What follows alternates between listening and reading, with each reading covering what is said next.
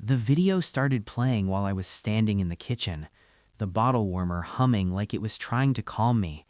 Neon lights, loud music, my wife's face flushed and smiling in a way I hadn't seen since before the baby. A stranger's hand on her waist, her mouth on his, her friends screaming approval behind the camera. The caption blinked beneath it like a joke written by someone who didn't understand. Consequences. Single for the weekend. Mommy's need to rest. I didn't drop the phone. I didn't shout. I didn't feel anything at first. Just a thin pressure behind my eyes, like something inside my skull was being slowly tightened. Our son was asleep in the next room, 4 weeks old.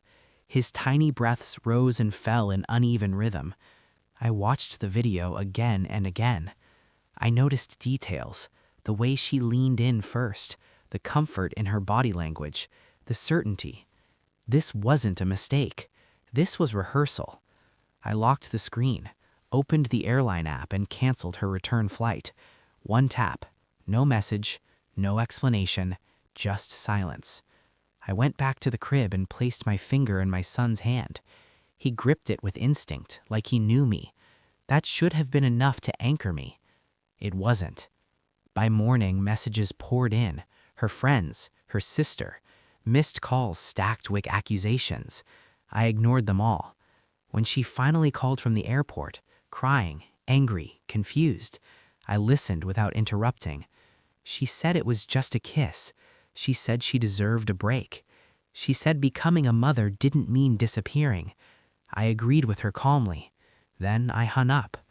I spent the next few days moving through my life like a ghost, wearing my face, feeding the baby, washing bottles, answering work emails. On the surface, I was composed. Beneath it, something colder was forming, something patient. The video wasn't the first crack. It was just the loudest. I replayed memories with new clarity.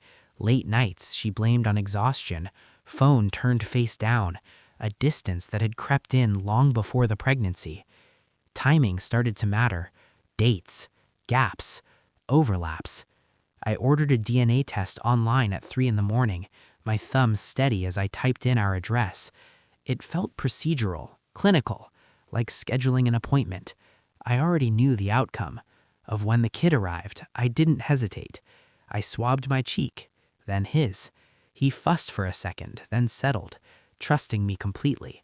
That trust burned more than rage. While I waited for the results, I gathered everything else.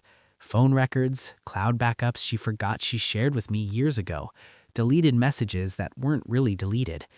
I learned a man's name. I learned it wasn't new. I learned the trip wasn't spontaneous. It was a celebration. When she finally came home, she looked smaller, defensive. She tried to hold the baby. I let her. I watched her face for recognition, for guilt sharp enough to cut through denial. I saw none. The email arrived on a Tuesday afternoon.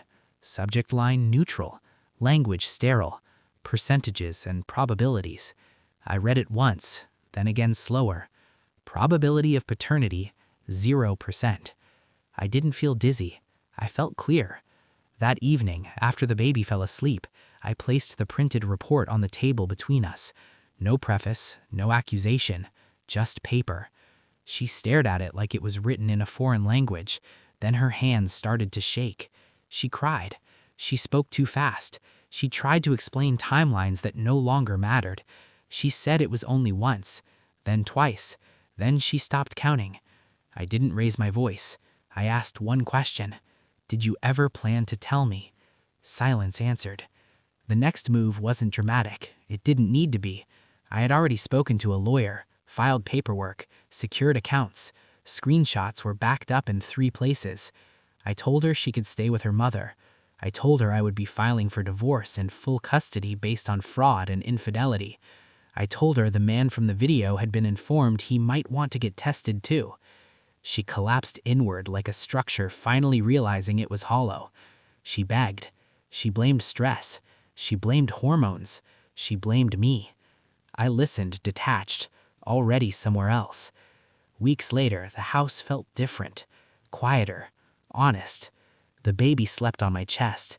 his heartbeat syncing with mine. Not my blood, but mine by choice. I thought about the man I had been before the video. Softer, trusting. That man was gone. I didn't lose my family that month. I lost an illusion, and in its place, I gained something far more durable: control.